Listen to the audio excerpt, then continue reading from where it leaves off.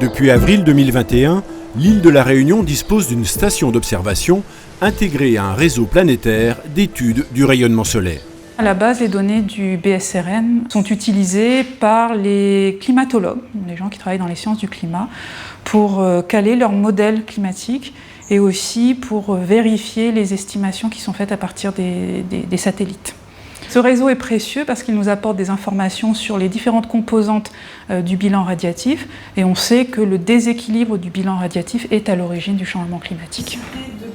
De par sa position géographique, la Réunion apporte une vraie plus-value au maillage du réseau. Le BSRN a un intérêt dans la localisation de stations représentatives d'une région.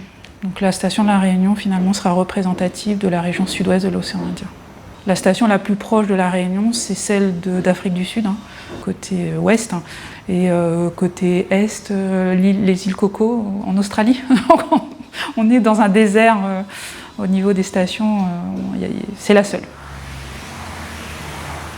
Les exigences qualitatives de ce réseau sont très fortes.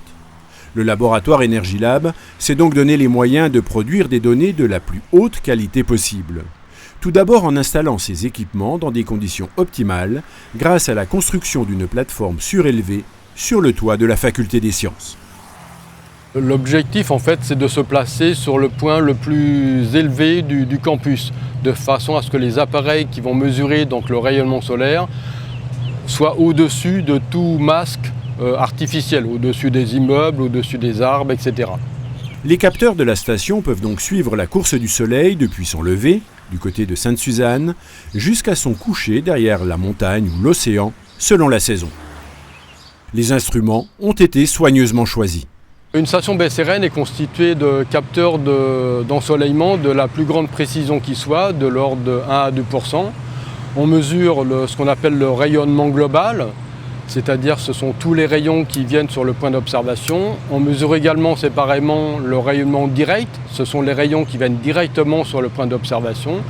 Et un troisième appareil nous permet de mesurer le rayonnement diffus, ce sont les rayons qui viennent sur le point d'observation à travers les nuages, les aérosols. Alors donc la qualité des données est l'élément essentiel, donc elle dépend du choix des équipements, mais elle dépend également de la maintenance que l'on fait sur les appareils. Donc tous les jours, on doit faire un petit peu de maintenance, c'est un petit coup de chiffon, c'est s'assurer que tout fonctionne correctement. Et l'autre élément essentiel, c'est ce qu'on peut appeler le post-traitement des données. La donnée est rapatriée toutes les 5 minutes. Quotidiennement, on a un opérateur en fait, qui va contrôler les données. Donc ça veut dire qu'il va s'assurer que la station mesure correctement dans le temps continu. Il va en profiter pour faire le contrôle qualité et détecter des anomalies qui nécessiteraient une intervention rapide sur la station.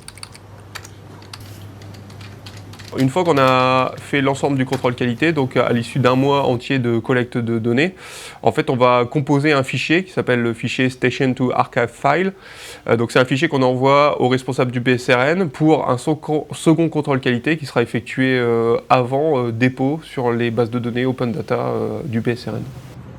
Désormais, la station réunionnaise fait pleinement partie du réseau et ses données sont considérées comme de très bonne qualité.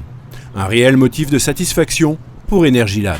L'appartenance au réseau BSRN nous apporte la reconnaissance au niveau local, régional, international, avec l'ouverture à d'autres champs et notamment d'autres réseaux, l'Observatoire des sciences de l'univers de la Réunion.